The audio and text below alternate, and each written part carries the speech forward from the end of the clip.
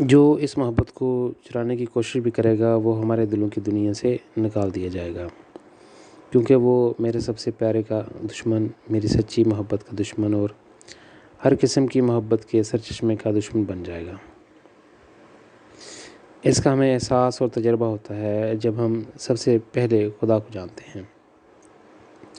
خدا نے ہمیں بچوں کے ساتھ خاندانوں میں زندگی دی تاکہ ہم والدین کے احساسات اور جذبات کی نشو و نما اور تجربہ کر سکیں، تاکہ ہم یہ سمجھ سکیں کہ والدین کی محبت اور والدین کے دل کا کیا مطلب ہو سکتا ہے۔ ہمارے پاس جو کچھ ہے وہ سب کچھ خدا نے ہمیں ادھار دیا ہے، کچھ بھی ہمارا نہیں ہے، یہاں تک کہ ہمارا اپنا جسم اور اپنی ذات بھی نہیں، اور پھر بھی ہم اس خالق کے محبت کو بھول چکے ہیں، یہاں تک کہ اگر ہر مخلوق کے تمام والدین اکٹھے ہو جائیں، ان کی متحد محبت خدا کی محبت کے عالمگیر لامتناہی سمندر کے مقابلے میں صرف ایک چھوٹا سا قطرہ ہے۔ پیارے قارئین، اگر یہ کہانی آپ کو جذباتی طور پر آپ کے دل کی گہرائیوں سے چھو لے اور آپ اپنے گالوں پر دو آنسو بہنے دیں، تو میں جانتا ہوں کہ آپ کے دل میں محبت کے جذبات سے ایک دریچہ کھل جائے گا، پھر ایک کھڑکی کھلی اور آپ کو زندگی کے مقصد سے آگاہی ہوئی۔ اس کے بعد ایک کھڑکی کھلی جو اس آفاقی سچائی کو جان سکے کہ خدا ہم سب کی منزل ہے۔ مذہب وہاں تک پہنچنے کا محض ایک راستہ ہے، لیکن ہم صرف سفر کرتے اور راستے میں رہنے کے لیے نہیں رہتے۔ خدا نے مجھے یہ تعلیم دی کہ اس کے ذریعے میں انسانیت کو اس کی منزل دکھا سکتا ہوں۔ دیکھو، تمہارا گھر پہلے ہی تم سے آگے ہے۔ ہم گھر پہنچے اور اب وہاں کے راستے میں نہیں ہیں۔ میں نے یہ کہانی شیئر کی ہے کہ خدا ان سب کو برکت دے سکتا ہے جن کے دل اپنے خالق کی طرف متوجہ ہوتے ہیں۔ اب ہم ایک نئے باب میں آ گئے ہیں۔ خدا نے مجھے میری یادیں واپس دے دیں۔ God gave me my memories back۔ اس کہانی میں تناسخ کو ایک مختلف نقطہ نظر سے دیکھنے جا رہا ہوں، ایک مختلف پہلو سے۔ تو بات کرنے کے لیے آئیے دیکھتے ہیں کہ خدا مجھے اس موضوع کو صحیح طریقے سے بیان کرنے کے لیے کس طرح رہنمائی کرتا ہے۔ ہماری زندگی میں اور ہماری محبت میں کوئی ایسا راستہ نہیں ہے جس میں خدا سائے کی طرح ہمارا پیچھا نہ کرے۔ ہماری زندگی کے ہر قدم کے ساتھ ہمارا خالق آرزو اور خواہش کرتا ہے کہ کسی وقت ہم اسے اپنے احساسات میں حصہ لینے کی اجازت دیں۔ وہ اس لمحے کا انتظار کر رہا ہے جب ہم اسے اپنے دلوں، اپنی حقیقی خیالات، اپنے شعور میں داخل ہونے دیں گے، تاکہ ہم ابدی سکون حاصل کر سکیں۔ اگر ہم خدا کو اپنے حقیقی خیالات میں آنے دیتے ہیں تو ہمارے دنیاوی دماغ کی میراتھن جو ہم پر مسلسل حاوی رہتی ہے، ہم پر اپنی طاقت کھو دے گی اور ہمارے دل کے جذبات اپنی جگہ لے لیں گے۔ انسانی زندگی میں یہی صحیح ترتیب ہوگی، لیکن جب ہم انسانی تاریخ پر نظر ڈالتے ہیں تو ہمیں احساس ہوتا ہے کہ سب کچھ الٹا ہے۔ سب سے پہلے جسم کے نظارے نے اقتدار سنبھالا اور ہم پر غلبہ پانے کی کوشش کی۔ جسم کا نظام اس وقت کام کرتا ہے جب ہم اپنی خواہشات کو تسلیم کرتے ہیں، ان کی پیروی کرتے ہیں اور زندگی کے خودغرض ظاہری پہلوؤں کی خدمت کے لیے میراثن دوڑتے ہیں۔ اس معاملے میں کیا پیدا ہوا؟ اس نے تاریخ میں جنگی سرداروں کا نظام اور آمریت کی مختلف شکلوں کو سامنے لایا، جہاں اکثریت اقلیت پر حکومت کر رہی ہے۔ یہ وجہ ہے کہ پوری انسانی تاریخ ایک زبردست خونریزی سے عبارت ہے۔ یہاں ہم کسی کو قصوروار ڈھونڈ رہے ہیں اور مذہب کو قربانی کے بکرے کے طور پر چن لیا ہے۔ مذہب کا اس خونریزی سے کوئی نہ کوئی تعلق ہے، لیکن اس تناظر میں جب جارحانہ قوتوں نے دوسرے انسانوں کو محکم اور دبا کر زمین پر برائیوں کو بڑھانے کی کوشش کی، کسی نہ کسی طرح اس خونریزی کا جواز پیش کرنے کے لیے ان جنگوں اور جدوجہد کا سبب مذہب پر الزام لگاتی ہے۔ تاہم اگر ہم تاریخ پر گہری نظر ڈالیں تو ہم اس احساس کی مخالفت نہیں کر سکتے کہ بہت سے معاملات میں مذہب صرف اپنے دفاع کے لیے لڑے ہیں۔ یہ صرف اس وجہ سے ہے کہ مذہب ان میں سے بہت ساری جدوجہد میں شامل رہے ہیں کہ ان پر زمین پر خون بہانے کا الزام لگایا جاتا ہے، لیکن ایسا نہیں تھا۔ مذہبی طور پر محرک دفاعی لڑائیاں انسانی زندگی کے خونی خاتمے میں صرف ایک معمولی ضمنی اثر تھیں، جس کے نظام نے ترقی کی اور دنیا پر غلبہ حاصل کیا۔ اس نے زمین کے علاقوں پر قبضہ کر لیا اور اس زمین پر دوسرے انسانوں اور بہت سے لوگوں کو مسخر کر دیا۔ خواتین نے اس جدوجہد میں شاندار کردار ادا کیا۔ کئی بار ان کی وجہ سے جنگ شروع ہوئی۔ عورتیں اکثر اس وجہ سے ہوتی تھیں کہ مرد اپنا توازن کھو بیٹھتا تھا یا حق کا راستہ چھوڑ دیتا تھا۔ نتیجے کے طور پر مردوں نے پھر عورتوں کے لیے مصائب کو جنم دیا۔ اس لیے ہم آج ایک مرد کی دنیا میں رہتے ہیں۔ ہم خدا کے ساتھ اپنے روحانی لازوال جذباتی تعلق میں اپنے کمال کی طرف بڑھنے سے قاصر ہیں۔ عورت کو اس راہ پر لانا مرد کا اصل کام تھا۔ مرد کے ذریعے عورت اپنے کمال تک پہنچ جائے، لیکن جب مرد گرا تو اس نے عورت کو بھی گرا دیا، کیونکہ وہ کمزور تھی، یا دوسرے لفظوں میں اس کی روحانی نشوونما ابھی تک مرد کے لیے مقابلے میں پیچھے تھی۔ اور یہ وہی عورت تھی جس کی رہنمائی اس مرد نے کرنی تھی، جس نے اپنا ساتھی بنا کر اس کی دنیاوی اور زوال پذیر خواہشات کو پورا کیا۔ یہ مسلسل آگے پیچھے نتیجتاً تنازعات اور جدوجہد اقتدار کے لالچ اور دوسرے لوگوں پر حکومت کرنے کی خواہش کو بڑھنے دیں۔ ان تمام تنازعات میں خواتین بھی شامل ہیں، لہٰذا اس نے برائی اور بدتر کے درمیان تصادم کا سبب بھی بنایا۔ اس کے نتیجے میں جنگی سرداروں نے جنم لیا اور آمریتیں قائم ہوئیں۔ شہنشاہوں اور بادشاہوں کو بادشاہت کچھ اور نہیں پر آمریت کی ایک خاص شکل تھی، جس میں اقلیت آبادی کی اکثریت پر حکومت کرتی تھی۔ یہ تمام نظام جسم کے نظام سے تعلق رکھتے ہیں، جبکہ جسم کا نظام غالب رہا۔ اس نے مذہب کے ساتھ جدوجہد اور تصادم کی ایک طویل تاریخ رقم کی۔ مذہب فرشتوں اور مردوں سے متاثر ہوئے، اخلاقی نظام و ضبط اور سب سے پہلے روحانی اقدار کو معاشرے میں شامل کرنے کی ترغیب کے ساتھ، کیونکہ صرف ان اقدار سے ہی برائی اور شیطانیت کو پوری دنیا میں مزید پھیلنے سے روکا جا سکتا ہے۔ یہ مذہب کی اصل جنگ ہے۔ اس لیے انہوں نے آمریت، جنگجوؤں، شہنشاہوں اور بادشاہوں کے نظام کے خلاف جنگ کی۔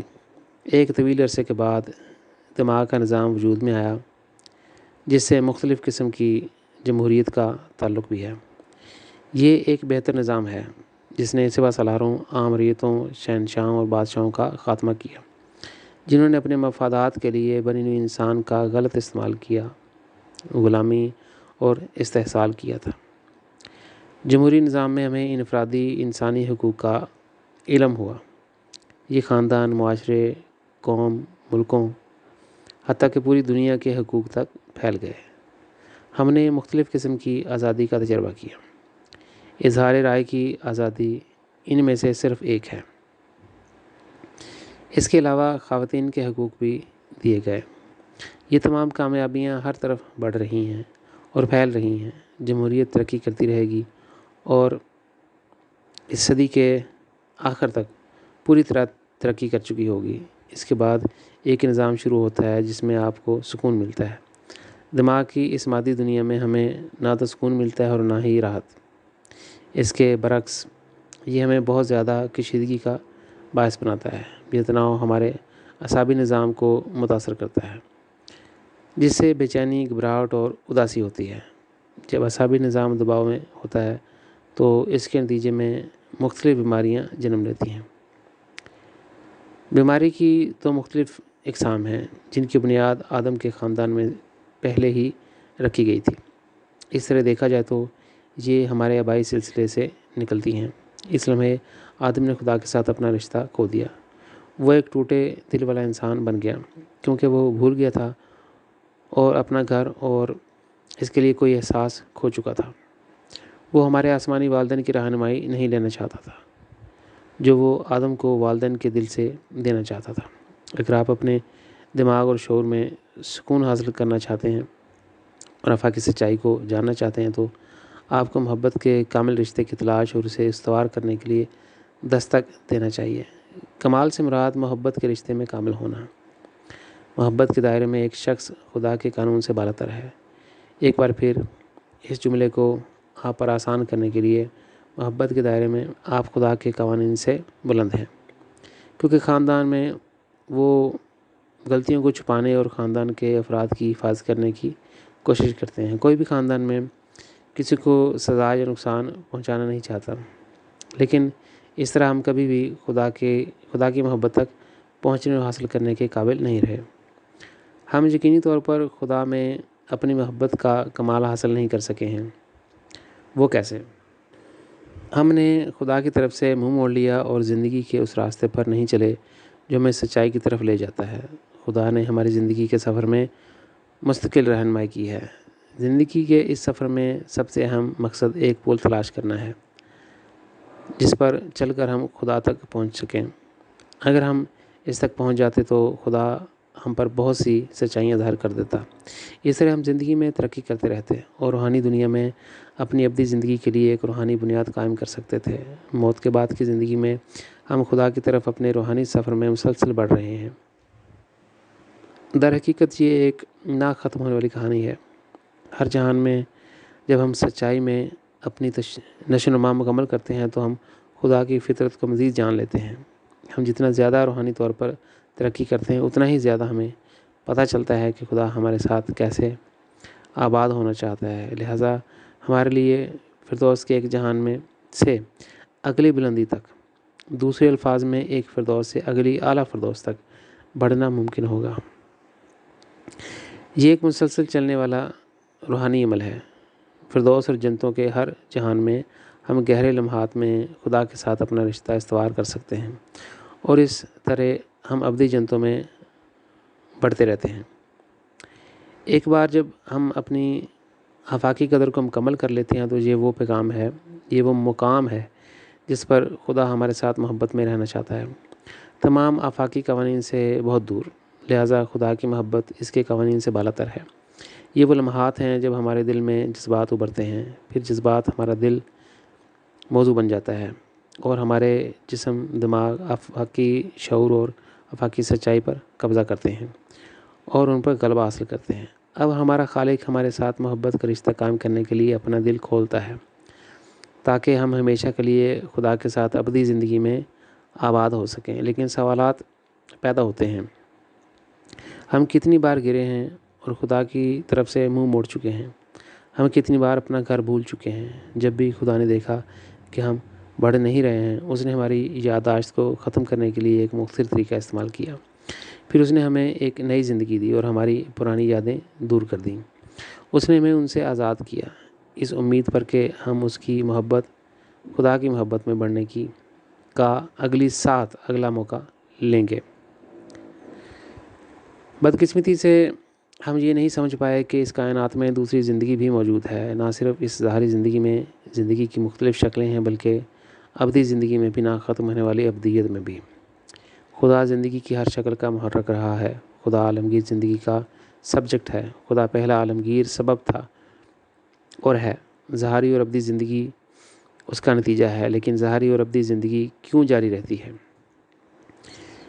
اس کی وجہ یہ ہے کہ خدا کی زندگی کو تخلیق کرنے کا محرک محبت سے باہر تھا، تو زندگی محبت کی وجہ سے وجود میں آئی۔ اس آفاقی سچائی کے دو پہلو ہیں۔ سب سے پہلے ہمیں اسے اپنے دماغ، اپنے شعور، اپنے ضمیر سے سمجھنا ہوگا۔ دوسرا پہلو یہ ہے کہ ہمیں پورے دل سے آفاقی سچائی کا تجربہ اور مشاہدہ کرنا ہے۔ نتیجہ نکلا کہ زندگی محبت کی وجہ سے آئی۔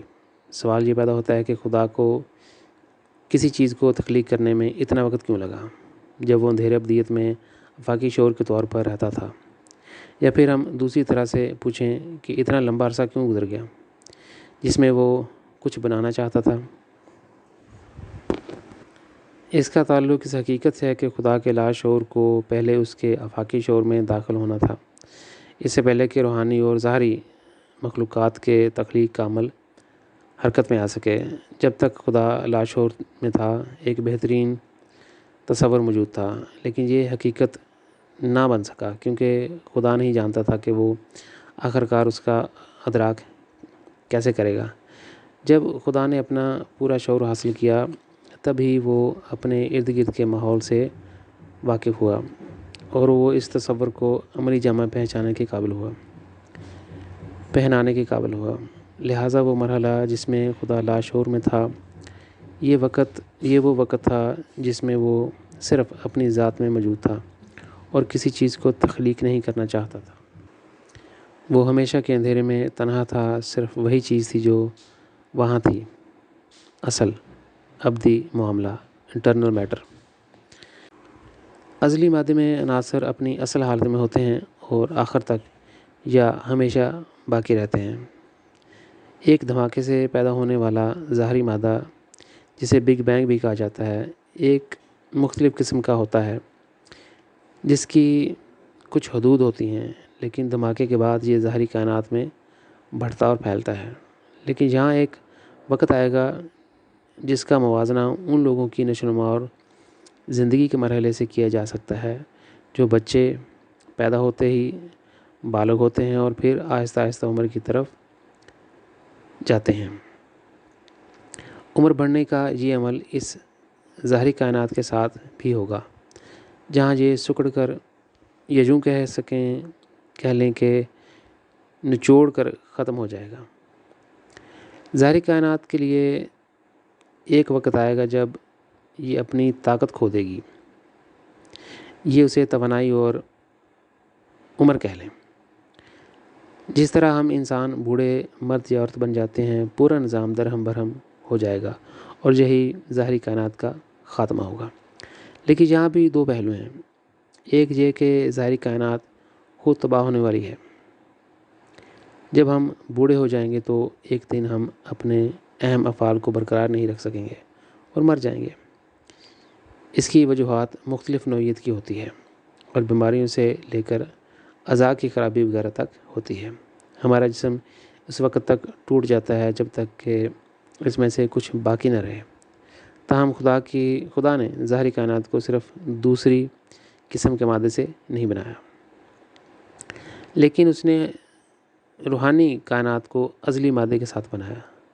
مادے کی ان مختلف شکلوں کے ساتھ اس قسم کی تخلیق کے بارے میں خدا خود کیا کہتا ہے؟ ظاہری مادے کے ساتھ اس کا کامل یا مکمل پہلو پیدا نہیں کیا، لیکن یہ قریب آتا ہے۔ لیکن ابدی اصل مادہ کامل ہے اور زمان و مکان سے ماورا موجود ہے۔ اس لیے ہم کہتے ہیں کہ خدا زمان و مکان سے ماورا ہے۔ میں سائنسدان نہیں ہوں، لیکن میں صرف وہی بتا سکتا ہوں جو میری آنکھوں نے خدا کے ساتھ اپنے روحانی سفر میں دیکھا ہے اور میں نے کیا تجربہ کیا ہے۔ یہ ہو سکتا ہے کہ جب میں اپنے تجربات کا اظہار کرنا چاہتا ہوں تو مجھے صحیح الفاظ نہیں مل پاتے۔ اگر میں غلطی کرتا ہوں تو اپنے ساتھیوں کو مکمل تصویر پہنچانے میں ناکام رہتا ہوں تو میں ذمہ دار ہوں گا۔ قصور مجھے خود قبول کرنا ہے۔ یہ تو میری روحانی ترقی کی حد کا اظہار ہے، جو ظاہری معاملہ سرگرمی کا میدان ہے اور زمین پر ہمارے ساتھ سائنسی کام کی تخلیق کا مقصد ہے۔ باطنی پہلو کی طرف رجوع کرتے ہوئے ہم پوچھتے ہیں کہ خدا نے مخلوق کو کیوں بنایا؟ خدا کسی چیز کو کیسے تخلیق کرتا ہے؟ وہ ایک پہلو ہے جو ہمیں سائنس کی طرف لے جاتا ہے۔ مستقبل میں سائنس یہ بتا سکے گی کہ ہمارے ارد گرد کی چیزیں کیسے تخلیق ہوئیں۔ سائنسدان بہت سی نئی چیزیں دریافت کریں گے۔ ان میں سے ہر ایک اپنی دریافت کے بعد فخر سے کہے گا، میں نے اسے دریافت کر لیا، میں سائنسی حقیقت کا بانی ہوں۔ لیکن ہمیں یہ نہیں بھولنا چاہیے کہ تخلیق بذات خود ایک اہم حقیقت ہے۔ انسانی نقطہ نظر سے یہ صرف مزید وضاحت کی ضرورت ہے۔ جب ہم کچھ بھی دریافت کرتے ہیں تو وہ کوئی نئی بات نہیں ہوگی۔ خدا نے پہلے ہی ہر چیز کو مخلوق میں ڈال دیا ہے۔ ہم زمین پر حاصل ہونے والے سائنسی علم کا موازنہ کرسچن ایسٹر کے تہوار سے کر سکتے ہیں، جب والدین تحائف یا انڈے چھپا دیتے ہیں جنہیں ان کے بچوں کو مختلف جگہوں جیسے باغ، کمرے یا گھر میں تلاش کرنا پڑتا ہے۔ اس طرح یہ گھر خدا کی تخلیق ہے۔ جب بچوں کو ایسٹر کے موقع پر چھپے ہوئے تحائف میں سے کوئی ایک تحفہ ملتا ہے تو وہ فخر سے اعلان کرتے ہیں کہ انہوں نے یہ سب خود ہی دریافت کر لیا ہے۔ جی ہاں، یہ سچ ہے، انہوں نے اسے بتایا، لیکن وہاں کس نے چھپایا؟ سائنسی دریافت کے لحاظ سے یہ ہمارا سب سے پیارا آسمانی خالق تھا، جسے میں خدا یا ہمارے آسمانی والدین کہتا ہوں۔ وہ نہ صرف ہمارا آسمانی باپ ہے بلکہ ہماری آسمانی ماں بھی ہے۔ جب ایسٹر پر بچے کہتے ہیں کہ انہوں نے انڈے تحائف دریافت کیے، یہ ان کے والدین تھے جنہوں نے انہیں چھپا رکھا تھا۔ سائنس جو کچھ بھی دریافت کرتی ہے کوئی نئی بات نہیں ہے، یہ صرف تفصیل سے مزید جاننے کی طرف چل رہی ہے۔ جب ایک دن یہ سوال اٹھے گا کہ مخلوق کیوں بنائی گئی، تو جواب ملے گا کیونکہ خدا ہم سے محبت کرتا ہے، زندگی محبت سے پیدا ہوئی، خدا ہم سے محبت کرتا ہے۔ وہ اپنا دوسرا نصف ہم نفس بنانا چاہتا تھا، لہٰذا خدا نے کہا میں نے انسانوں کو اپنی شکل و صورت پہ پیدا کیا۔ لوگ سمجھتے ہیں کہ وہ مرکز ہیں اور ہر چیز کو ان کے گرد گھومتی ہے۔ مجھے اس غلط فہمی کو ختم کرنا ہے۔ جہاں بھی تخلیق پھیلتی ہے، انسانیت کی کچھ توقعات ہوتی ہیں۔ یہ بھی فرض کیا جاتا ہے کہ خدا نے فرشتوں کو صاف توانائی کلین انرجی سے پیدا کیا، یعنی آکسیجن سے، اور جنوں کی تخلیق آگ سے پیدا ہوئی، اس لیے عنصر ہائیڈروجن ہے۔ یہ ہمارا موجودہ محدود علم ہے، لیکن خدا نے بے شمار مختلف مخلوقات کو جنم دیا۔ جب زمین بنائی گئی تو اس پر 1000 مختلف گیسیں تھیں، وہ سب غائب ہو گئے، ورنہ بنی ہوئی انسان زندہ نہ رہ سکتی تھی۔ آج ہمیں ہوا میں 21% آکسیجن ملتی ہے جو ہمارے ارد گرد ہے اور ہم سانس لیتے ہیں۔ ایک بار پھر میں سائنسدان نہیں ہوں اور یہ صرف ایک تخمینہ ہے۔ آکسیجن کا یہ مواد بالکل صحیح مقدار میں ہے جس کی ہمیں اپنے وجود کے لیے ضرورت ہے۔ اگرچہ یہ اوپر یا نیچے جاتا ہے تو دونوں انحرافات میں ہمیں طویل عرصے تک جسمانی طور پر نقصان پہنچائیں گے۔ اس سے پھیپھڑوں کے لیے سانس لینا مشکل ہو جائے گا اور ہمارا میٹابولزم متاثر ہوگا۔ اگر ہوا میں آکسیجن کی سطح گر جائے تو ہمیں سانس لینے میں دشواری ہوتی ہے۔ اگر یہ بڑھتی ہے تو ہمارے پھیپھڑے جل سکتے ہیں کیونکہ انتہائی گرمی پیدا ہو جائے گی۔ جتنی بھی تخلیقات پیدا ہوئی ہیں وہ اپنے ارد گرد کے ماحول کے لیے بھی مختلف تقاضے رکھتی ہیں، یا اسے ان کی رہنے کی جگہ کہہ لیں۔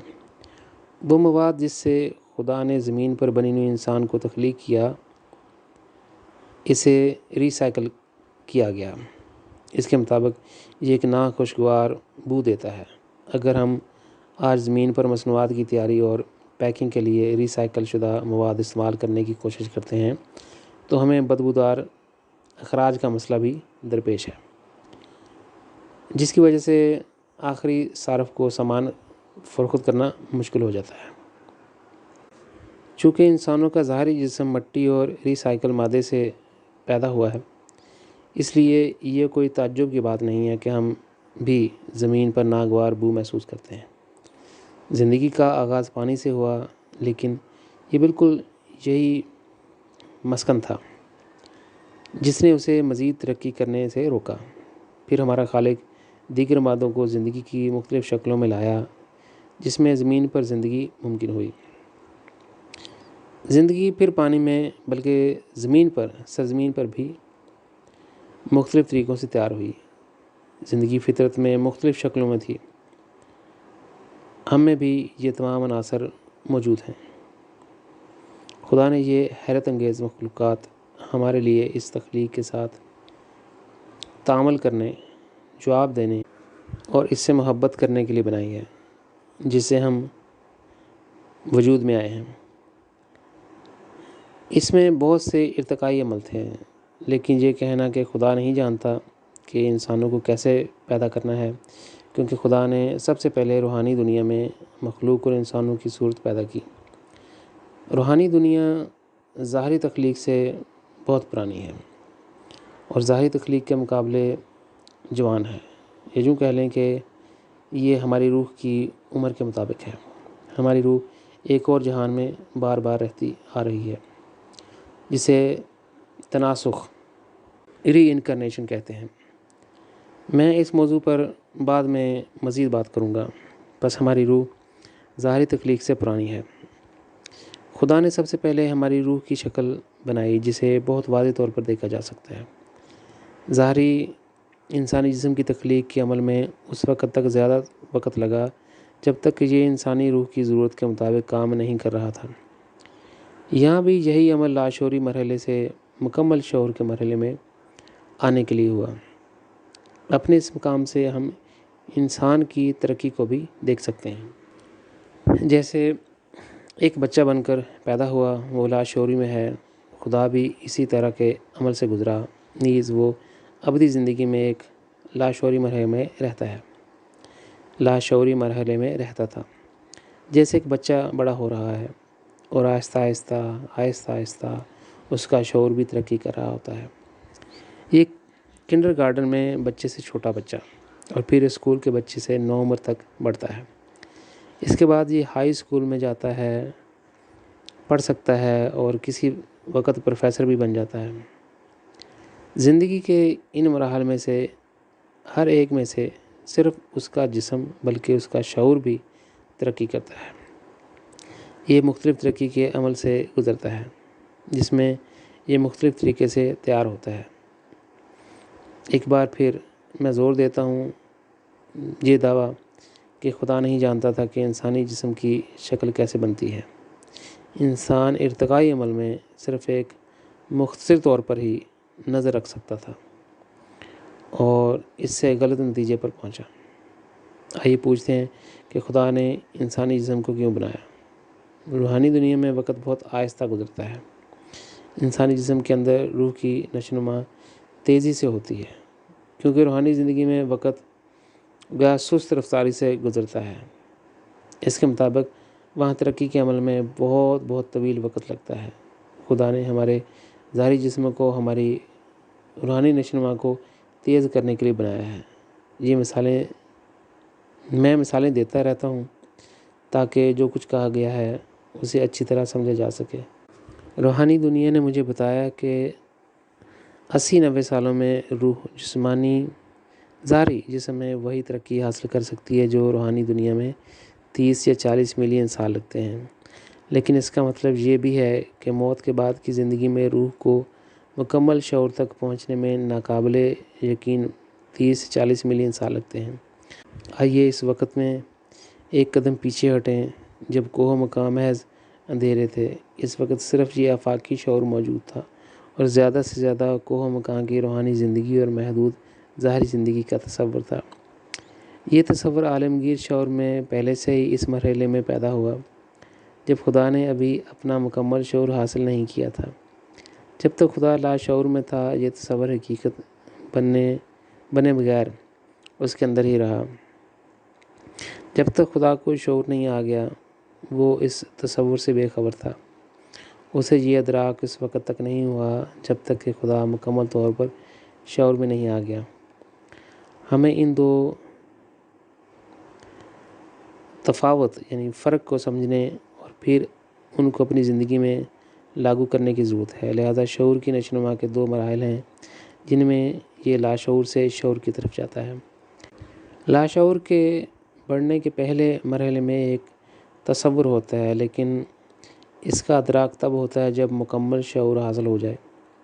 تصور صرف دوسرے ترقی کے مرحلے میں لاگو کیا جائے گا۔ جب خدا مکمل طور پر شعور میں آیا تو وہ اپنی دماغی طاقت اور جذباتی طاقت کے درمیان لین دین کے تعلق سے زندگی کو وجود میں لایا۔ اس وقت زندگی کا وجود شروع ہوا، جس کی وجہ یہاں تک کہ میں اپنے آپ کو دہراتا ہوں وہ محبت تھی۔ جب زندگی کا تصور حقیقی ہوا تو خدا نے ہماری روح کو اصل مادے سے پیدا کیا۔ یہ وہی بنیاد ہے جس میں ہمارا خالق ابدی زندگی میں موجود ہے۔ اس وقت ہمارے ارد گرد اندھیرے کے علاوہ کچھ نہیں تھا۔ مذہبی کتابوں میں پڑھا جا سکتا ہے کہ خدا نے ہمیں اپنی سانس دی تھی۔ نہیں، یہ سچ نہیں ہے۔ خدا نے جو کہ آفاقی زندگی کا موضوع یعنی سبجیکٹ ہے، دراصل ہمیں جو کچھ دیا وہ اس کی آفاقی بنیادی قوت تھی۔ خدا کی آفاقی بنیادی قوت کیا ہے؟ یہ خدا کا نور ہے۔ جب ہمیں روشنی عطا ہوئی تو ہی ہم وقت کو پہچان سکیں۔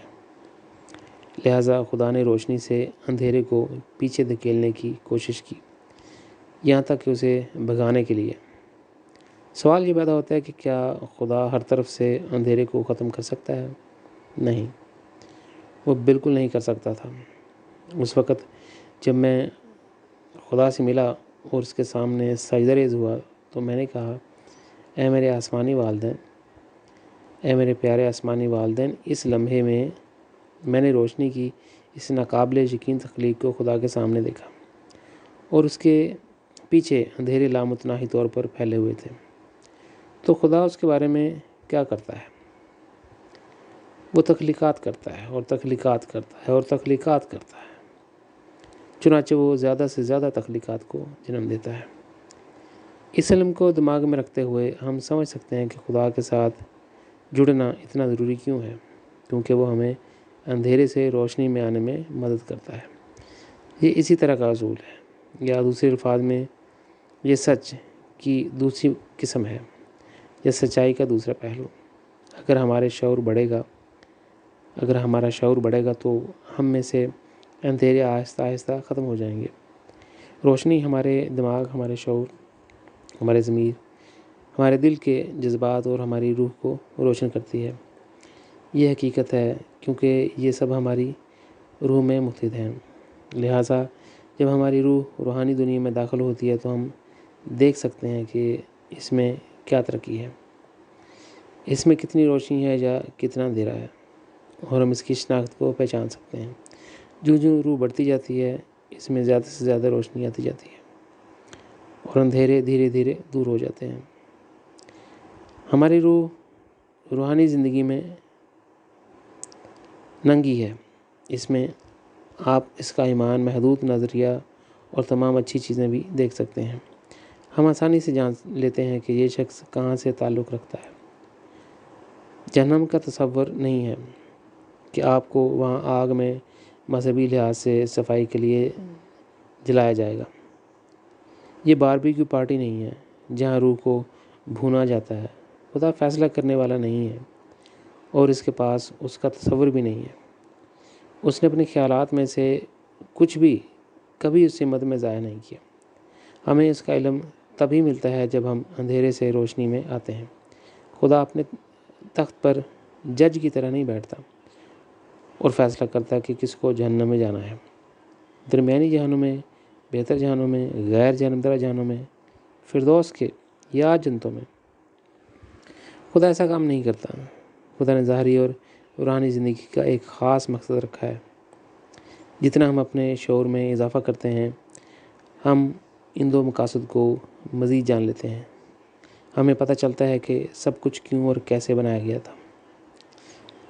ہم کیوں اور کیسے کے ان دو پہلوؤں کو سمجھتے اور حاصل کرتے ہیں اور بالآخر اپنی محبت کو مکمل کرتے ہیں۔ ہاں، ہمیں کامل ہونا چاہیے، لیکن کیا اس میں سائنس، فلسفہ، طب، فن تعمیر یا کمال شامل ہے؟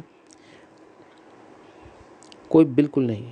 ہمیں صرف خدا کے لیے اپنی محبت میں ہی کمال حاصل کرنا چاہیے، جس میں ہماری پہلی اور آخری لازوال محبت خدا سے ملتی تعلق رکھتی ہے۔ روح ہمیشہ زندہ رہتی ہے، پھر زمین پر اور روحانی دنیا دونوں میں کوئی طاقت نہیں ہوگی جو خدا سے ہماری محبت کو چھین لے اور اس طرح ہمارے زوال کا سبب بنے۔ خدا کی محبت یہ کمال کو بنیادی الفاظ میں اپنے بچوں کے لیے والدین کی محبت کی مثال کے ذریعے بیان کیا جا سکتا ہے، لیکن خاص بات یہ ہے کہ نہ درمیانی جہان، غیر جانبدار جہان، فردوس، اس دنیا کی کوئی طاقت، کوئی بھی چیز خدا کے لیے ہماری محبت کو چھین نہیں سکتی۔ باقی یہ سب چیزیں اس محبت کے ارد گرد بس جائیں گی، تب ہم اپنی زندگی کا مقصد پورا کریں گے، کیونکہ محبت ہی ہر چیز کا محرک تھی۔ تمام قسم کی محبتیں، جیسے والدین کی اولاد سے محبت، بھائی بہنوں کی محبت، اساتذہ اور طلباء کی محبت، انبیاء اور ان کے ماننے والوں کے درمیان وغیرہ وغیرہ۔ یہ خدا نے ہمیں اپنی محبت کے اظہار کے لیے عطا کیا ہے۔ نیز ہمارے بچے جو ہمارے ذریعے پیدا ہوئے اصل میں خدا کے ہیں۔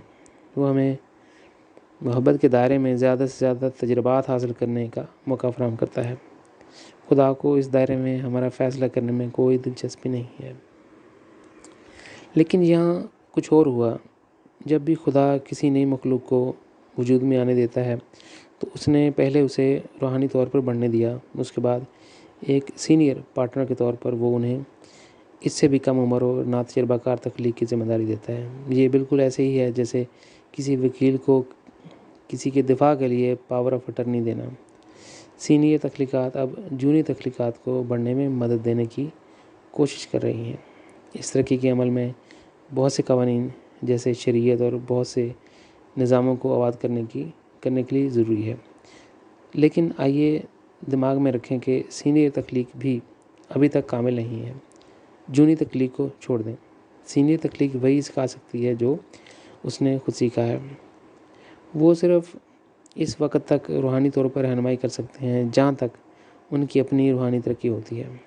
اب آتے ہیں ظاہری تخلیق کے عمل کی طرف۔ میں اپنی کتابوں میں پہلے بھی کئی بار ذکر کر چکا ہوں کہ انسانی تخلیق اور روحانی دنیا میں روح اور ظاہری دنیا میں اپنے جسمانی جسم یعنی ظاہری جسم کے ساتھ انسان دونوں ہی بہت چھوٹی تخلیق ہیں۔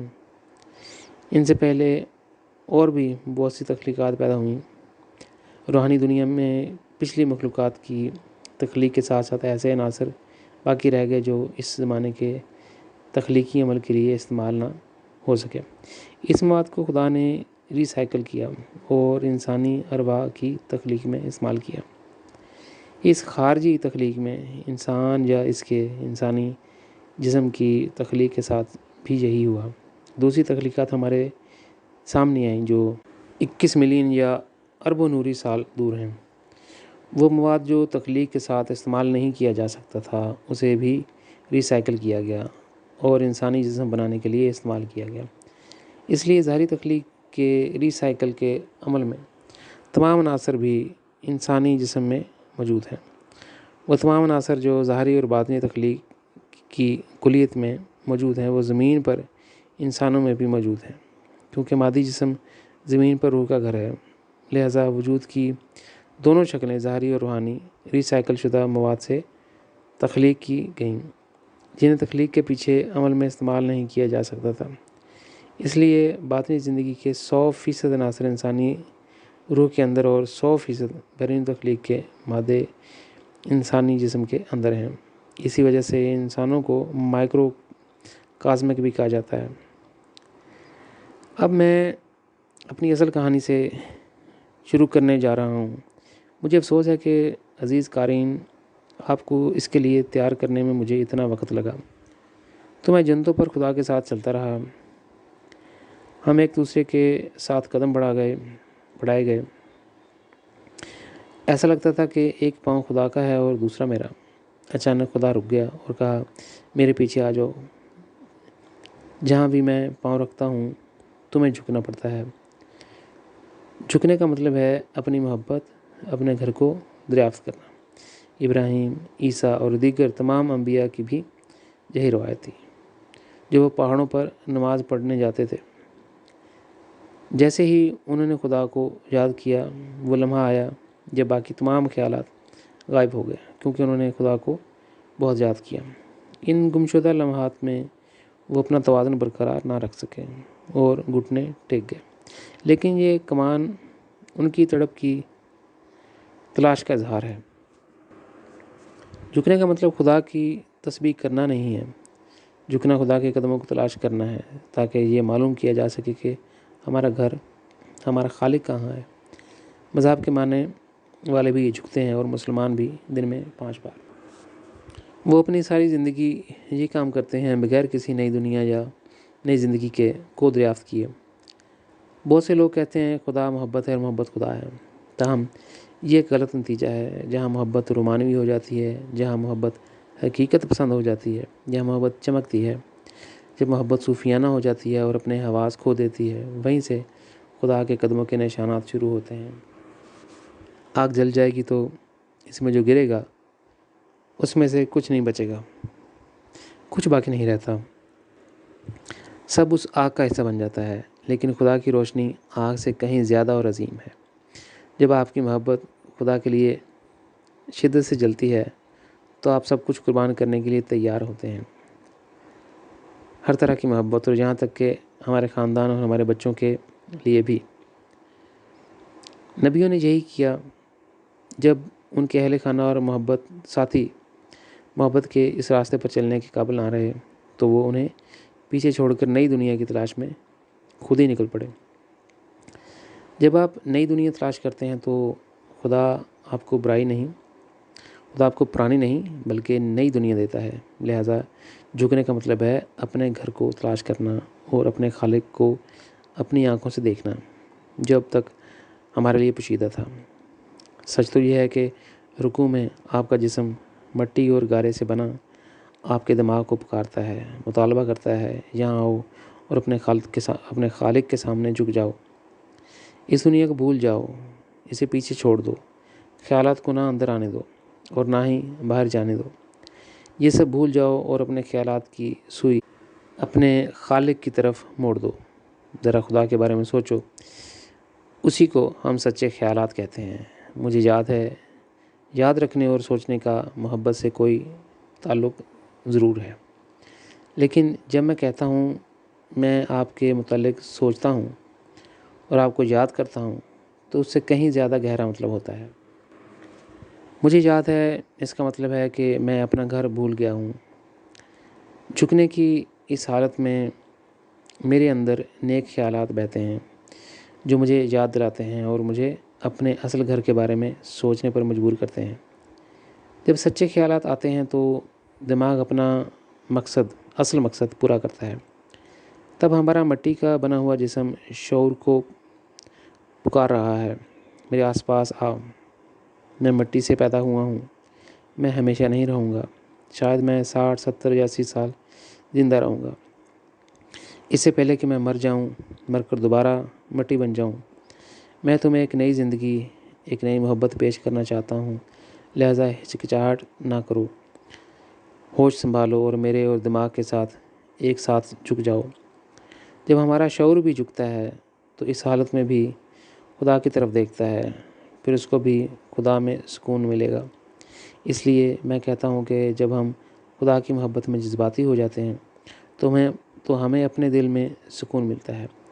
مٹی کا جسم چیخ کر کہتا ہے، میں اتنی دیر تک تمہارا ساتھی نہیں رہوں گا، میں دفن ہو جاؤں گا، کیونکہ خاک میں چلی جاتی ہے۔ اس سے پہلے میں تمہیں ایک نئی زندگی، ایک نئی شکل دے سکتا ہوں تاکہ تم ہمیشہ زندہ رہو۔ لہٰذا میں بھی نہیں مروں گا بلکہ ایک نئی زندگی، ایک نیا اظہار لوں گا۔ اس لیے ہمارا جسم ضمیر کو پکارتا ہے، آؤ اور یہاں بھی جھک جاؤ، آفاقی سچائی کو جانیں، یہاں تک کہ سچائی یہاں جھک رہی ہے، ادھر آ جاؤ جہاں میں اور شعور جھک رہے ہیں۔ آپ یہاں کیا تجربہ کریں گے؟ آپ کو تمام وجود کی اصل معلوم ہو جائے گی۔ آپ کو معلوم ہو جائے گا کہ آپ کہاں سے آئے ہیں، آپ یہاں کیوں ہیں اور آپ کہاں پہنچیں گے اور اپنی منزل تلاش کریں گے۔ مٹی کا جسم ان 3 جوابات کو ظاہر کرنے کے لیے ضمیر کو پکارتا ہے۔ یہ ضمیر سے وعدہ کرتا ہے، میں تمہاری یاد کو واپس لاؤں گا جو تم نے کھو دی تھی۔ میں آپ کو بتاتا ہوں کہ آپ یہاں کیوں ہیں اور زندگی کا مقصد کیا ہے۔ یہ مقصد دوسرے تمام مقاصد سے زیادہ اہم ہے جن تک ہم زمین پر رہ کر پہنچنا چاہتے ہیں۔ بہت سی چیزیں ہم زمین پر رہنے کے لیے کرتے ہیں۔ ہم زندگی کے ایک مقصد معیار کو برقرار رکھنے کے لیے پیسہ کماتے ہیں، لیکن یہ چیلنج صرف مختصر وقت تک محدود ہے۔ اس کے بجائے آئیے یہ دریافت کریں کہ وقت کیوں ختم ہو رہا ہے اور ہمیں ہر طرح سے زندگی کا مقصد کیوں تلاش کرنا ہے۔ ضمیر کہتا ہے، میرے پاس آؤ، میں تمہیں تمہاری منزل دکھاؤں گا۔ جب ضمیر دوسرے 3 شراکت داروں کے ساتھ مل جاتا ہے اور خدا کے سامنے جھک جاتا ہے تو یادداشت واپس آ جاتی ہے۔ پھر فرشتے جو آپ کے لیے بزرگ تخلیق کے طور پر ذمہ دار ہیں آتے ہیں اور آپ کو اپنے ساتھ لے جاتے ہیں۔ وہ آپ سے کہتے ہیں دیکھو تم نے اپنا گھر کھو دیا ہے، چلو ہم تمہیں سکھائیں گے۔ مذاہب سکھاتے ہیں کہ صبح و شام ہمیں پانی اور کھانا ملے گا۔ روح کے لیے کھانے کا مطلب ہے سچائی کو جاننا، ہماری پیاس کا مطلب محبت کی تکمیل ہے۔ لیکن یہ اختتام نہیں ہے، پھر جسم ہمارے دل ہمارے جذبات کو پکارتا ہے، پھر پاس آؤ، میرے پاس آؤ اور باقی تین دماغ، شعور اور ضمیر اور ہمارے ساتھ جھک جاؤ۔ میں صرف ایک عارضی میزان ہوں، لیکن میں تمہیں چابی دینا چاہتا ہوں تاکہ تم اپنی محبت کو دریافت کر سکو۔ میں تمہیں اس مقام پر لے جاؤں گا جہاں تمہیں معلوم ہوگا کہ تمہارا محبوب کون ہے۔ ہم پیارے تو ہیں لیکن ہمارا پیارا کون ہے؟ پھر دل اور ہمارے جذبات بھی باقی سب کے ساتھ جھک جائیں گے۔ رکوع تمام مذاہب میں نمایاں ہے۔ یسوع دعا کے لیے پہاڑ کی چوٹی پر جاتا تھا، محمد غار حرا میں نماز ادا کرنے جاتا تھا۔ وہ سب اپنی شناخت اور اقتدار کو تلاش کرنا چاہتے تھے۔ اور اب مذاہب کا ماننا ہے کہ معمول کے مطابق نماز پڑھنا کافی ہے، لیکن ایک نماز جو مذہبی عادت سے زیادہ کچھ نہیں، انقلاب نہیں لاتی۔ اسلام میں جہنم کے خوف اور جنت کی امید کے ساتھ دن میں 5 مرتبہ نماز ادا کی جاتی ہے۔ اس لیے تخلیق وجود میں نہیں آئی۔ اس وجہ سے آپ کو جھکنے کی ضرورت نہیں ہے، نہ ہی اچھی دنیا جنت کی امید میں، اور نہ ہی موت کے خوف سے، نہیں۔ اور اس طرح یہ سمجھنا بہت آسان ہے کہ ایمان والوں کی ایک معمول کی دعا بنیادی اور دیر پا روحانی تبدیلی کیوں نہیں لاتی؟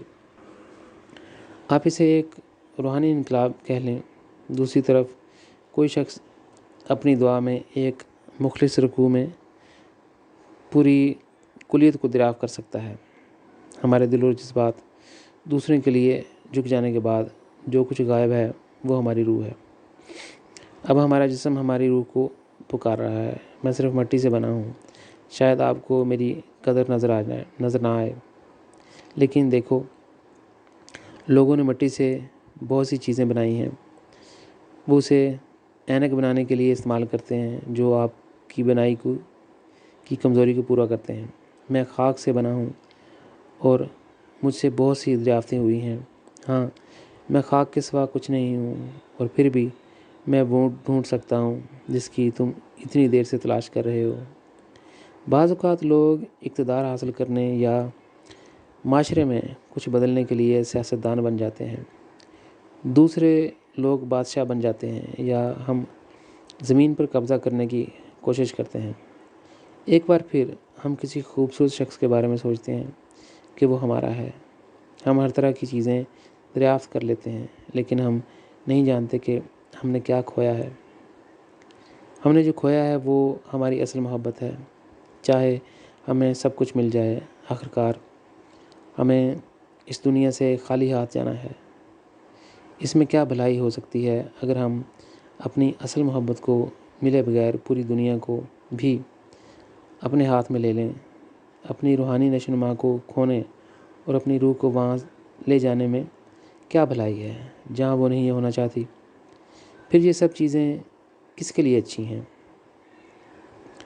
وہاں پہنچنے سے بچنے کے لیے جہاں ہم نہیں ہونا چاہتے۔ وہ جسم کو مٹی سے بنایا گیا تھا، پکارتا ہے، اے روح یہاں ہمارے پاس آؤ، ہمارے ساتھ شامل ہو جاؤ، کیونکہ تب دریافتوں سے بھری دنیا مکمل طور پر کھل جائے گی۔ کیا ہوتا ہے اگر روح اس شاندار دعوت کی پیروی کرے؟ تب ہم مکملیت، انویٹیشن کو دریافت کرتے ہیں، روشن خیالی، انلائٹمنٹ اور نروانا حاصل کر سکتے ہیں۔ اسے ہر زبان میں الگ الگ کہا جاتا ہے، وہ سب ایک صورتحال بیان کرتے ہیں، اور وہ آپ کی اپنی دریافتیں ہیں۔ حقیقت وہی ہے، لیکن صرف اظہار ہی بدلتا ہے۔ یہ تمام کنجیاں جسم میں ہیں جو مٹی سے بنی ہیں اور ہمیشہ زندہ نہیں رہتیں، لیکن یہ مجموعی ٹوٹیلٹی کے لیے دوسرا نفس پیدا کرتا ہے، اور اب ہمارا آفاقی دماغ، ہمارا آفاقی شعور، ہمارا آفاقی ضمیر، ہمارا آفاقی دل، جذبات اور ہماری روح اب اپنے پیاروں کو اپنے محبوب کے طور پر حاصل کرنے کے لیے اکٹھے ہو جاتے ہیں۔ اس وقت دل پائلٹ بن جاتا ہے اور روح ابدی زندگی اور ظاہری کائنات میں ایک سفر کرنے کے لیے راکٹ بن جاتی ہے۔ تو روحانی زندگی میں داخل ہو کر ہم اپنے ساتھ کیا لے جاتے ہیں؟ آپ کا آفاقی ذہن، آپ کا آفاقی شعور، آپ کا آفاقی ضمیر، سچائی کو تلاش کرنے کے لیے آپ کا آفاقی دل، یہ جاننے کے لیے کہ زندگی کیوں شروع ہوئی۔ تب ہم اپنے خالق خدا کو پہچانتے ہیں۔ ہمیں لڑنا نہیں چاہیے صرف اس لیے کہ دوسرے خدا کو مختلف ناموں سے پکارتے ہیں۔ یہ کہنے سے بچیں کہ آپ صرف اس خدا پر یقین رکھتے ہیں جسے آپ اللہ کہہ سکتے ہیں، لیکن اس خدا کو مسرت کرتے ہیں جسے دوسرے آسمانی والدین کہتے ہیں۔ ایشور نام کو رد نہ کریں، کیونکہ آپ کے خیال میں یہ شیطانی نام ہے۔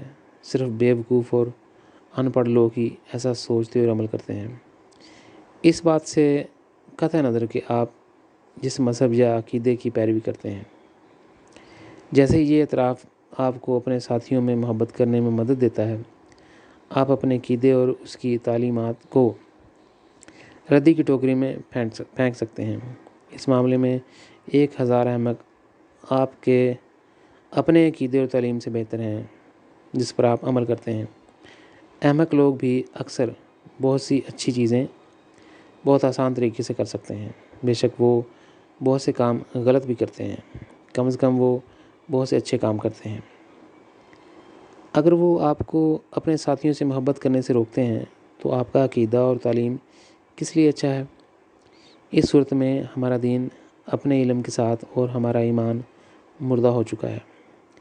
وہ اس پانی کی طرح ہے جو بہہ نہیں سکتا اور اس لیے وقت کے ساتھ بدبو آتی ہے۔ یہ صرف ایک بدبو پیدا کرتا ہے اور اس سے کچھ بھی اچھا نہیں نکلتا۔ آئیے واپس اس موڑ پہ آتے ہیں جب خدا اور میں ایک ساتھ جنتوں میں چل رہے تھے اور اس نے مجھ سے کہا، میرے پیچھے چلو اور جھک جاؤ جہاں بھی میں اپنا پاؤں رکھوں۔ میں نے ایسا ہی کیا۔ میں دیکھ سکتا تھا کہ جہاں کہیں بھی خدا کے قدموں کے نشان تھے وہاں کرسٹل نیلے پانی کا چشمہ پھوٹ پڑا۔ میں نے ان چشموں کو سجدہ کیا۔ جب میں پہلی بار جھکا تو میں نے ان لاکھوں خربوں زندگیوں کو دریافت کیا جن کی میں نے اس سے پہلے ان گنت جنتوں میں رہنمائی کی تھی۔ میں نے مشاہدہ کیا کہ میں وہاں کیسے رہتا ہوں، میں نے کس حوصلہ افزائی کی پیروی کی، میں نے کون سے سفر کیے اور ان زندگیوں میں نے کیا نتیجہ حاصل کیا۔ میں روحانی زندگی کے بہت سے ایسے رازوں کو بھی جان سکتا تھا اور سوچتا تھا کہ میں نے پہلے بھی اتنی زندگیاں گزاری ہیں۔ جب مجھے یہ سب کچھ معلوم ہوا تو میرا دل ٹوٹ گیا۔ میں رو پڑا اور خدا سے کہا، اے باپ، کیا وہ واقعی میں ہوں جسے میں وہاں دیکھ رہا ہوں؟ خدا نے اقرار میں سر ہلایا اور بولا، ہاں یہ تم ہی ہو۔ بس میں نے رکوع جاری رکھا۔ جب میں دوسری بار جھکا تو میں نے اپنے بارے میں مزید دریافت کیا۔ میں نے چیخ کر کہا، اے خدا، یہ میرے لیے بہت زیادہ ہے، میں یہ سب برداشت نہیں کر سکتا، میں آگے نہیں جا سکتا۔ اور پھر بھی میں گھٹنے ٹیکتا ہوں اور اس طرح میں نے اپنی رومانوی، اپنی حقیقت پسندانہ، اپنی جلن اور اپنی صوفیانہ زندگی کا تجربہ کیا جس میں میرا تعلق ہمیشہ کی زندگی میں خدا سے محبت میں تھا۔ ایک واقعہ دوسرے کے پیچھے چلا گیا، ایک کے بعد ایک راز کھلتے گئے۔ میری آنکھوں کے سامنے علم اور تجربات متنوع اور ہموار تھے، کیونکہ دریافت کرنے کے لیے بہت کچھ تھا۔ بار بار میں نے زمین پر لوگوں کو یہ کہتے سنا، خدا محبت ہے اور محبت خدا ہے، اور میں صرف بار بار جواب دے سکتا ہوں، یہ سچ نہیں ہے۔ جہاں محبت صوفیانہ ہو جاتی ہے وہاں خدا کے قدموں کے نشانات شروع ہو جاتے ہیں۔ خدا نے مجھ سے کہا، میرے بیٹے، ابدی زندگی میں تمہاری بہت سی کہانیاں ہیں۔ دیکھو کہ تم کتنی جگہوں پر رہ چکے ہو۔ پہلی بار میری محبت نے تمہیں تمہاری یادداشت واپس دی۔ تاکہ تم اپنے آپ کو دریافت کر سکو۔ اس ابدی یا ظاہری زندگی میں کوئی دوسری محبت نہیں ہے جو تمہیں تمہاری یاد واپس دے سکے۔ نہ کسی مرد کو عورت سے محبت اور نہ ہی عورت کو مرد سے محبت دوسرے کی یاد کو واپس لا سکتی ہے۔ والدین اپنے بچوں سے پیار کرتے ہیں اور بچے اپنے والدین سے پیار کرتے ہیں، لیکن وہ ایک دوسرے کو ان کی یاد واپس نہیں دے سکتے۔ ہر قسم کی محبت اور رشتے نسبتاً اچھے اظہار ہوتے ہیں، لیکن وہ سابقہ زندگیوں کی یاد کو واپس نہیں لا سکتے۔ یاد صرف میری محبت اپنے خالق کی محبت سے واپس آتی ہے۔ میں نے اس تجربے کے بوجھ تلے ایک بار پھر پرورش پائی اور التجا کی، اے باپ، مہربانی کر کے یہ کافی ہے۔ خدا نے کہا، لاکھوں اور خربوں بار کافی نہیں ہے کہ تم مجھ سے اپنی محبت کو دریافت کر سکو۔ تمہاری مجھ سے محبت کی وجہ سے ہم ایک ہو گئے۔ میں وہی ہوں جو تمہیں یادداشت واپس دیتا ہوں۔ اب اپنے آپ کو دیکھو۔ محبت نے خدا کے نقش قدم پر چلنا میری یادوں کو واپس لایا اور مجھے یہ دریافت کرنے پر مجبور کیا کہ میں خود کون ہوں۔ خدا کی محبت وہ ہے جو آپ کو آپ کی یادداشت واپس دیتی ہے۔ خدا نے مجھے کتنی بار پیدا کیا، اس نے کتنی بار میری چپ کو دوبارہ ترتیب دیا ہے اور میری ان زندگیوں کی یاد کو چرایا ہے۔ ان کہانیوں کے بارے میں بتانے کے لیے بہت سی چیزیں ہیں، لیکن میں سب کچھ یاد نہیں رکھنا چاہتا، کیونکہ میں نے دیکھا کہ روحانی دنیا میں میں سابقہ بیوی کے ساتھ کیا ہوا، میری سابقہ بیوی کے ساتھ کیا ہوا۔ زمین پر اس نے اپنے ساتھیوں کی خدمت میں سب کچھ کیا اور اس کی موت کے بعد وہ اب جوان، پرکشش اور روحانی دنیا میں بہت خوش تھی۔ یہاں وہ ان لوگوں سے گھری رہتی تھی جو اس سے بہت ملتے جلتے تھے۔ جب میں وہاں پہنچا تو اس نے مجھے نہیں پہچانا، کیونکہ میں نے بالکل مختلف روشنی اور ایک مختلف شکل اختیار کر لی تھی، اور میرے سامنے جھک گئی کیونکہ وہ سوچتی تھی کہ میں بہت خاص آدمی ہوں۔ اس کے پاس اپنے زمینی وجود کی کوئی یاد نہیں تھی۔ وہ اب نہیں جانتی تھی کہ اس کے وہاں کبھی بچے تھے۔ وہ سب کچھ بھول چکی تھی، حتیٰ کہ وہ کس کے ساتھ رہتی تھی۔ اس نے مجھے پہچانا بھی نہیں۔ اس سے اس کی یادیں چرا لی گئیں، ورنہ وہ اس دنیا میں خوش نہیں رہ سکتی تھی۔ اس وجہ سے انہوں نے اس کی یاد کو منقطع کیا، کیونکہ وہ ایک اچھی انسان ہے اور اس نے اپنی زندگی میں بہت قربانیاں دی ہیں۔ اس جہان میں وہ چاہتے تھے کہ وہ خوش رہے۔ میں نے بہت سے ایسے لوگوں کو دیکھا جن کی یاد موت کے بعد کی زندگی میں واپس نہیں آئی۔ اس لیے مہاتما بدھ نے کہا، تم میرے ہوش کو اس خاک میں واپس نہیں لاؤ گے۔ اس جسم میں، اے ببرو، اے سب سے خوبصورت، میں نے تمہیں جان لیا ہے۔ اور ہمہ وقت میں خدا کے پیچھے کیا کرتا رہا۔ میں خدا کے ہر قدم کے نشان کے سامنے بار بار جھک گیا اور اپنی سابقہ ابدی زندگی کے بہت سے جہانوں کو دریافت کیا۔ کیا میں یہ سب گن سکتا ہوں؟ نہیں، میں ایسا نہیں کر سکتا۔ جب بھی میں خدا کے قدموں کے سامنے جھکتا ہوں، میری محبت زیادہ صوفیانہ ہو گئی۔ اب یہ رومانوی حقیقت پسندانہ یا جلتی ہوئی محبت نہیں رہی تھی۔ میری محبت تصوف میں ڈوب گئی اور وہیں آباد ہو گئی۔ چند سیکنڈز میں میں نے سب کچھ دریافت کر لیا۔ خدا نے مجھے دوبارہ دھکیل دیا، آؤ اور میرے ساتھ چلو، رکنا مت۔ میں آفاقی شعور ہوں اور میں تمہیں بھی آفاقی شعور حاصل کرنے میں مدد کروں گا۔ ایک بار پھر میرے آسمانی باپ نے مجھے مدعو کیا، چلو سفر کریں۔ میں تمہیں اپنا اصل وہ مقام دکھانا چاہتا ہوں جہاں سے میرا وجود شروع ہوا تھا۔ اس دلچسپ سفر میں میں نے خدا کی ترقی کے بہت سے عمل دیکھے ہیں۔ میری آنکھوں نے بہت کچھ دیکھا ہے۔ خدا نے مجھے بتایا، جہاں تم کھڑے ہو وہاں پہلے کبھی کوئی نہیں تھا، نہ فرشتہ اور نہ ہی کسی دوسری مخلوق سے بھی۔ میری روشنی میں آ جاؤ۔ تم نے میرے قدموں کے نشانوں کو جھک کر خود کو دریافت کیا۔ اب وقت آ گیا ہے کہ تم میری روشنی میں آ جاؤ، مجھے دریافت کرو۔ میں نے خدا کے بچپن، اس کے شعوری اور لاشعوری مرحلے کے بارے میں جو کچھ بھی پایا، میں نے اپنی تمام کتابوں میں لکھ دیا ہے، لیکن ان میں سے ایک کتاب اس عنوان کے ساتھ نمایاں ہے جس کتاب کا نام ہے خدا ایک دکھائی دینے والا خدا ہے جو انسانیت پہ ایک مرئی خدا کے طور پہ ظاہر ہوتا ہے۔ میرے لیے خدا ایک نظر آنے والی حقیقت بن گیا۔ خدا میرے ساتھیوں، فرشتوں اور تمام مخلوقات کے لیے بھی اب ایک جیسا ہوگا۔ خدا اپنی ہر تخلیق کے لیے ایک مرئی حقیقت بن جاتا ہے جب وہ خدا میں اپنی صوفیانہ محبت پاتے ہیں۔ ہمارے آسمانی باپ نے مجھ سے کہا، روح کی دنیا میں کھربوں اور کھربوں تناسخ ری انکارنیشنز میں تمہارے ساتھ پہلی بار ایسا ہوا ہے۔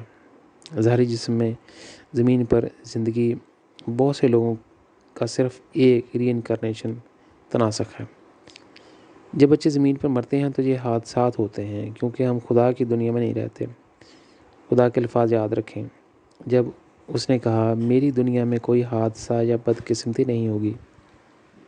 میرا ہر بچہ بغیر کسی بیماری کے 100 سال تک زندہ رہے گا۔ ماضی میں جو کچھ بھی تباہ ہوا ہے، میں آپ سب کے لیے اپنی دنیا میں نئی تخلیق کروں گا۔ ہم ماضی کے بارے میں مزید بات نہیں کریں گے۔